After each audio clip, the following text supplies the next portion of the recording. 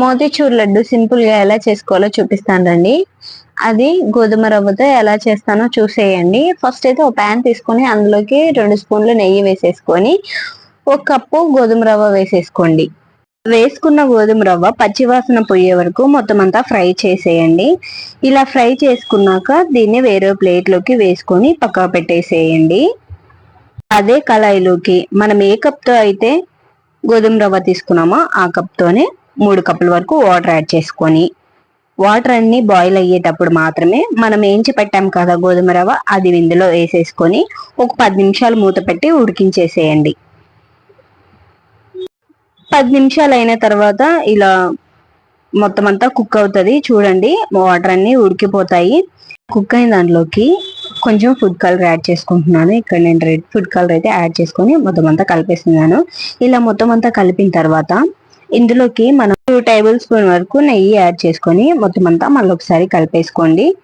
ఇలా కలిపిన తర్వాత మనం ఏ కప్ తో అయితే గోధుమ రవ్వ తీసుకున్నామో మరి ఇంకా వాటర్ యాడ్ చేసామో అదే కప్ తోని షుగర్ యాడ్ చేస్తున్నాను నేనైతే. మీరు తక్కువ తినేటోళ్ళు అయితే షుగర్ కొంచెం తగ్గించి వేసుకోండి.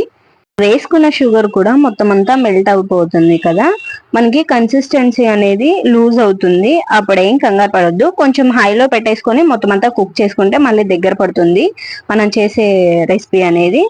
ఇట్లా మొత్తం అంతా దగ్గర పడిన తర్వాత ఒకసారి ఒక 2 టేబుల్ స్పూన్ నెయ్యి యాడ్ చేసి మళ్ళీ ఒకసారి మొత్తం అంతా కలిపేసేయండి. ఇంకా హైలో పెట్టేసుకొని ఇలా కుక్ చేసుకున్నామంటే మొత్తం ఇలా దగ్గరకు వచ్చేస్తుంది. చూడండి, వీడియోలో చూపిస్తున్నాను. ఇలా దగ్గరకు వచ్చిన తర్వాత స్టవ్ ఆఫ్ చేసేసుకోండి. చేతికి కొంచెం నెయ్యి అప్లై చేసి ఉండలాగా ఫామ్ అవుతుందో లేదో ఒకసారి చూసుకోండి. ఇలా ఉండలాగా ఫామ్ అయిందంటే మనకి ఇంకా లడ్డు రెడీ అయినట్లే. ఇక కొంచెం కొంచెం ఇట్లా నెయ్యి అప్లై చేసుకొని చేతికి లడ్డు లాగా చేసుకొని మొత్తం అంతా పక్కకు పెట్టేసుకోండి. ఇంకా అంతే, సింపుల్ ప్రాసెసే. మనం గోధుమ రవ్వతోనే టిఫిన్ చేస్తే ఎక్కువ తినం కదా, ఇలా ఒకసారి ట్రై చేయండి, బాగుంటుంది. ఇది హెల్దీయే కదా, ఖచ్చితంగా ఒకసారి ట్రై చేసి పిల్లలకి పెట్టండి. మరి మన వీడియోస్ కనుక ఎవరైనా ఫస్ట్ టైం చూస్తున్నట్లయితే ఖచ్చితంగా సబ్స్క్రైబ్ చేసుకోండి. ఈ వీడియో కనుక నచ్చినట్లయితే లైక్ చేయండి, షేర్ చేయండి, సబ్స్క్రైబ్ చేసుకోండి.